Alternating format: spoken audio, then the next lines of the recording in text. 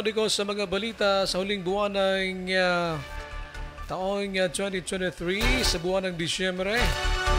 Kasabay natin sa pagbabalita si kaperiodiko Patrick Yudan sa detalye.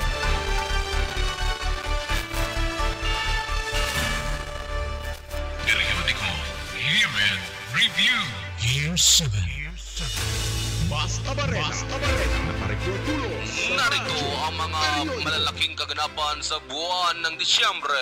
Sa buwang ito, makalipas ng isang buwan matapos maaprubahan ang kontrobersyal na mining ordinance, nagkaisang binawi ito ng sangguniang palalawigan ng Catanduanes sa kanilang 48 regular session na kung saan ang pagbasura ng nasabing resolusyon natutugon sana sa 15,000 abaka farmers at ang kanilang pamilya, hindi lamang sa Panganiban kundi maging sa ibang mga bayan na maaari sanang payagan ang maliit na pagmimina ng karbon.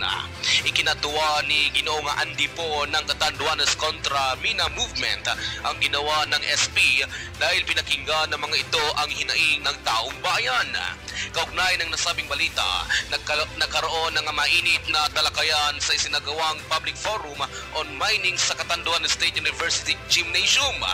Mula sa mga eksperto, binigyan ng advantage at disadvantage ng pagmimina at magiging epekto nito sa seguridad ng mga estudyante, partikular na sa lugar na pagmiminahan.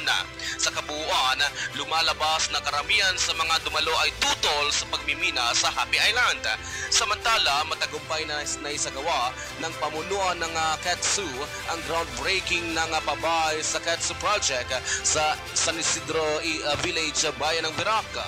Sa payag ni KETSU President Doc Patrick Alain Zanza, kung dati pangarap lamang ang naturang proyekto, subalit ang groundbreaking ang maging hudyat ng katuparan ng mga pangarap ng mga empleyado at faculties ng Catanduanes State University.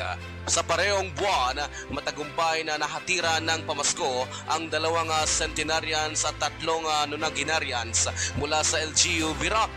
Lubos na nagpasalamat ang mga benepisyaryo at mga kamag-anak dito kay Mayor Sammy Lainez. Sa iba pang balita, tanging ang LGU Baras sa pamumuno ni Mayor Paulo Teves ang nakukuha ng prestiyosong Seal of Local Governance 2023. Nangangahulugan umano na nasusunod ng kanilang bayan ang mandato na kanilang dapat gampanan sa mga mamamayan. Nagpasalamat ang alkalde sa natanggap nilang award, partikular na pinasalamatan ang department heads at mga empleyado na siyang kakibat upang masungkit ang parangal.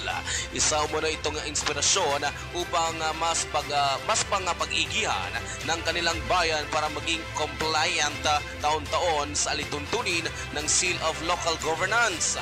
Sa buwan din ng Disyembre, nasaksiyan ang muling pagbabalik ng Palarong Panlalawigan 2023 at ang Mr. and Miss Provincial Meet.